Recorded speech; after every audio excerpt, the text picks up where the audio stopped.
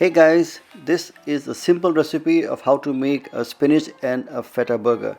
We first start with chopping up some fresh coriander leaves, just finely chopped, and then some baby spinach leaves, again finely chopped. This gives a very nice flavor to the burgers. It's very unusual to actually have spinach in a burger, but trust me, it works extremely well. It gives a very nice flavor to it, also gives a very nice color. So coriander done, fresh spinach leaves done, and then a clove of garlic.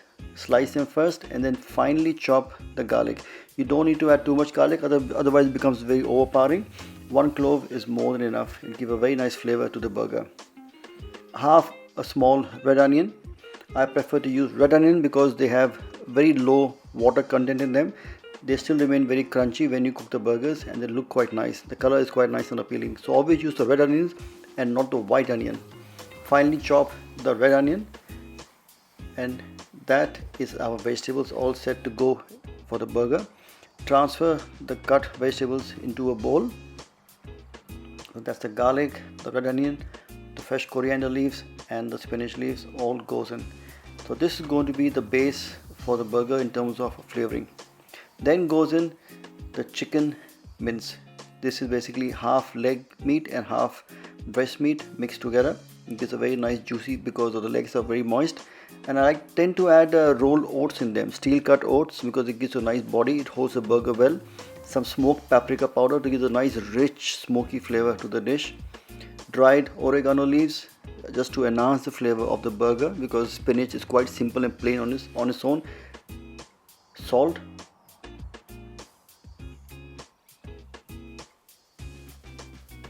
And a good quantity of feta. I've diced the feta into small cubes, 1 centimeter cubes, and before you actually whisk it up or mix it up, I also like to add in one whole egg. The egg actually binds the burger together. You have the steel cut oats, but it's the egg which actually binds the burger quite well. The oats will hold the burger in terms of absorbing the moisture, but it's the egg which actually binds it and keeps it all together.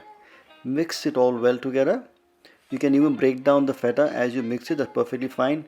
If it gets mashed up, it's perfectly okay, because once you cook the feta, it gives a very nice white specks into the burger. It also gives a very nice salty flavor because feta is inherently quite salty, so it tastes quite nice. Ideally, let it rest for around 10 minutes in the fridge to slightly firm up, and then take it out of the fridge and then roll it in your hands into a ball shape. Take a large quantity, almost 90 to 100 grams of the mince. Put it into your hand and shape it into a patty or a burger between the two hands. Just try and make sure that it is all even side and it's not a lump or a chunky on one end. It has to be nice and flat all together on both sides. So shape the burgers and keep it ready. If you want, you can shape the burgers and keep them into the fridge again for around 10 minutes. The burgers become hard, so when you actually put them into a pan to cook, they don't lose shape. If the burger mince does become a bit moist or runny for any reason, you can always add some extra steel cut oats. It works well. To cook the burgers, we heat a pan and add some oil in that. You can use any cooking oil which you have in your home, but try and use a heavy bottom pan and put the pan onto a medium heat and never a high heat, and then put your burgers onto the pan.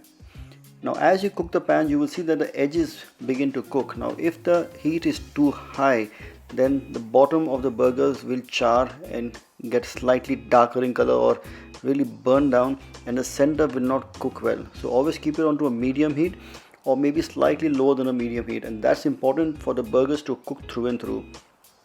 As the burgers cook, you will see on the sides the color of the burgers change from being pink or light brown. They become into a darker shade of brown, and that tells you that a burger is cooking from the bottom side.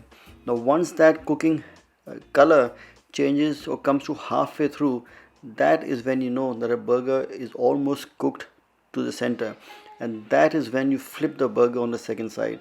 And that's the reason why I always say cook the burgers on a medium heat and not a very high heat. This does take time. A lot of people make a mistake by cranking up the heat and cooking the burgers on a very high heat. So when you flip the burgers, you will see the color there. Can you see the difference? It's nice and golden on one side. It almost looks like it becomes crunchy and crisp. and that is the kind of texture you want your burger, because that gives the bite. Is the egg and it is the oats which hold the burger quite well, and then all the flavorings are well retained. Transfer the burger onto a plate, let it rest for a couple of minutes before you place it into the burger. Now for the dressing for the burger, for this one I'm going to use some creme fraiche. In that add some white pepper powder, little oregano for flavor, salt. Without salt there is just no flavor in food, so seasoning is very important, and chopped up avocados. Now you don't have to have particular size of avocados to be chopped up, any shape is fine, because you are going to put it together and lightly mash it up. So just lightly mash it up and fold it with the creme fraiche. To assemble the burger, I have toasted a sesame bun, and on the bottom of the bun,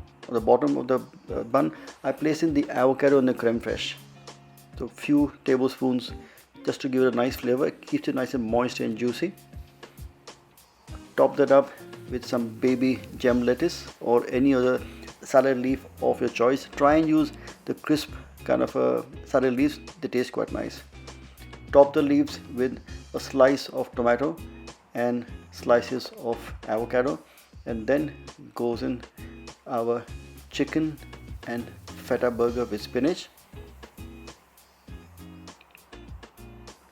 Some onion rings to give it a nice crispy kind of a texture when you bite into the burger, always works well. Also it looks quite nice.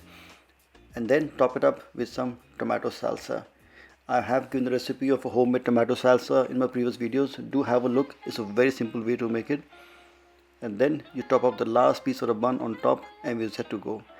I like to serve my burgers with oven roasted sweet potato fries. I think it works extremely well. So here we have it, my chicken, spinach and a feta burger. Bon appetit.